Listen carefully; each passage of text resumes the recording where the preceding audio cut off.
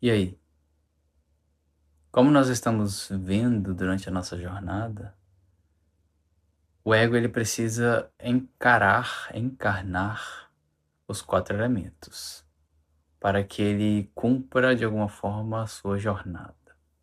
Cada um de nós vai experienciar os 4 elementos de uma forma separada, mas eles possuem um princípio, cada um deles. O fogo representa a chama, que cada um de nós recebe como vida. Uma vida onde ou você cuida dela ou ninguém vai poder fazer isso por você. Você não pode depositar a sua responsabilidade de ação nas mãos de outra pessoa ou nas pernas de outra pessoa. Ninguém vai mover as suas pernas por você. O ar nos ensina que a mente é uma das maiores e mais potentes ferramentas que nós recebemos. A partir da mente, a gente consegue escolher, separar, entender a vida, entender o que é o sagrado.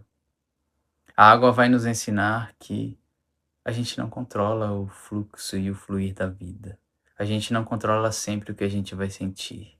A gente não consegue sempre encontrar experiências que nos são satisfatórias. A Terra vai nos ensinar que, se a gente não considera o tempo, o passar da vida, a rotina, aquilo que às vezes é muito o mesmo, mas que no fim das contas pode nos trazer resultado a partir da repetição, a gente não consegue encarnar se a gente não considera isso a divindade na nossa vida. Nós estamos no 9. O 9 nos trouxe o eremita. O eremita representa o fim de uma jornada. Depois que a gente passa por todos os outros números, a gente encontra finalmente o 9 e finaliza uma etapa.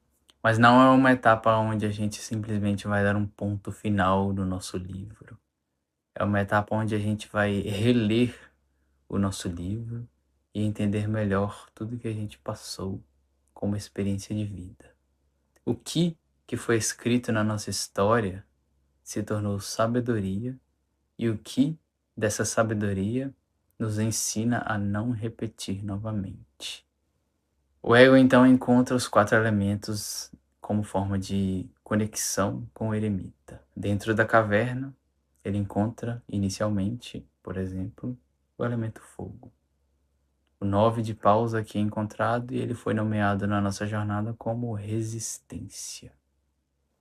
A resistência do 9 de paus vai representar que depois de toda a jornada de conflitos, de provação, de decisões, a gente reconhece que a gente está ferido, que a nossa armadura está quebrada, que às vezes a chama ela parece fraca demais, mas é o que é necessário para a gente continuar muitas vezes. Então a resistência do 9 de paus, ela nos convoca a mais um pouco de confiança, de fé, de ação, mesmo que a gente não tenha mais a mesma energia inicial. E a partir dessa resistência, a partir dessa única tocha acesa nas nossas mãos, ela se mostra necessária para poder a gente continuar dando o passo seguinte. A gente não precisa iluminar tudo. A gente precisa iluminar o caminho que se apresenta. Quando a gente olha para o 9 de espadas, por exemplo, a gente encontrou na nossa jornada o tormento. Então, dentro dessa caverna interior, dentro desse isolamento, dentro dessa solidão, a mente vai voltar e ruminar temas que ela gostaria de ter resolvido do seu modo. Aqui o ego encontra a mente como uma forma onde ele tenta controlar tudo, mas se vê incapaz. Justamente aqui é onde a gente precisa encontrar novamente o Logos, do qual foi citado. O Logos é a capacidade de discernimento. Então, diante da mente que nos atormenta, às vezes, na nossa solidão, na nossa solitude, o que ali precisa ser separado, cortado? O que desse tormento é seu e você precisa resolver e se responsabilizar? O que desse tormento pertence a outra pessoa que precisa se responsabilizar da vida dela? Até que ponto você está entrelaçado com isso, tentando controlar o seu próprio destino por completo, ou até mesmo o destino do outro. Então, aqui na caverna, o eremita ensina que se você não tiver discernimento e não souber colocar em palavras o que a sua mente te conta, o que a sua mente te diz, você entra em tormento. A sua mente vai te matando aos poucos. A mente ela é ferramenta. Ela nem sempre será a nossa guia, por mais que ela seja muito valiosa. Quando a gente encontra o 9 de copas, na nossa jornada nós o nomeamos de serenidade. A serenidade aqui ela não representa que o ego simplesmente estará sempre em paz e em tranquilidade. A serenidade do 9 de copas representa que o ego já entendeu nessa parte da jornada que ele não controla o fluxo da vida. Ele não controla o elemento água. Ele não controla exatamente o que ele vai sentir, quando ele vai sentir. E ele percebe que nem sempre ele conseguirá encontrar na própria vida situações de pura satisfação emocional. Mas o eremita ensina ele justamente a respeito da incapacidade do controle, o que o leva a sentir a serenidade perante a vida. Essa serenidade, então, tem mais a ver com uma percepção, uma sabedoria natural de que não há controle. Se você está alegre, aproveite a alegria. Se você está triste, observe o que ela está te ensinando.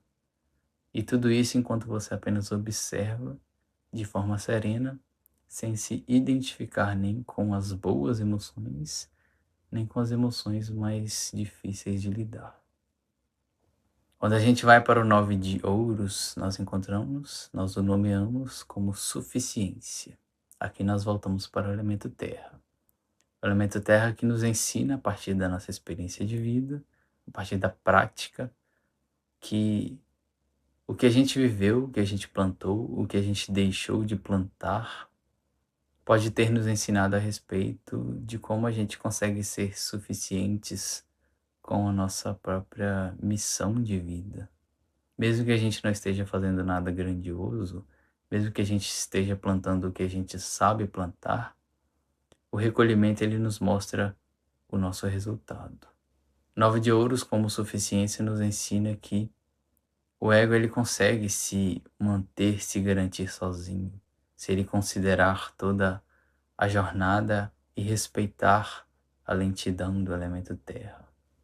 O elemento terra ele nos trouxe na nossa jornada anterior a própria fé. A fé encarnada, a fé da qual você sente que é possível não porque te contaram, não porque você leu, não porque você assistiu um vídeo, mas porque você viveu. Então, você, a partir das suas experiências, a partir dos seus testes com a ética, onde você sentiu o que deveria ou o que não deveria ser feito, você sente que é capaz de ser suficiente. Porém, quando a gente considera os 4 elementos, eles parecem dizer 4 coisas diferentes. E é assim mesmo.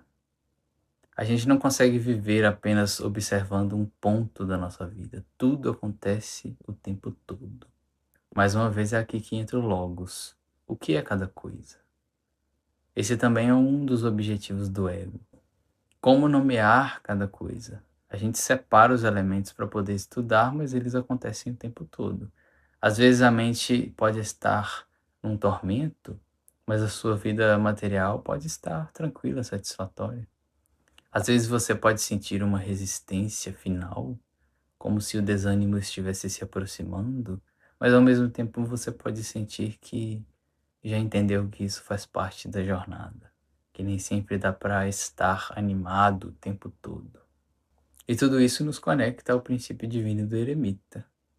O eremita que nos convoca à depuração, ao discernimento, ao afastamento dos holofotes da vida, a entrada para a própria caverna interior, para que a gente consiga assimilar melhor tudo que foi vivido.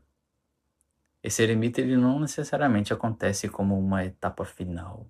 Às vezes o eremita pode estar ali num fim de semana, por exemplo. Você se isola, você se recolhe, você observa o que você pensa, o que você sente, o que está bom na sua vida ou não, até que ponto você pode ou não fazer mais. Tudo isso vai também nos educando espiritualmente. O 9 pode ser entendido como uma manifestação silenciosa do espírito.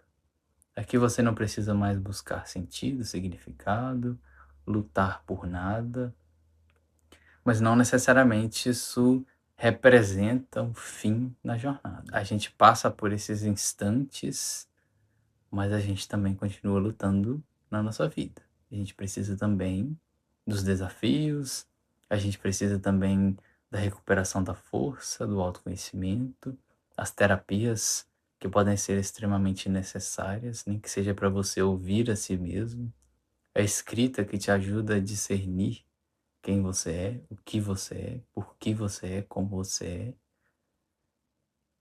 e por aí vai.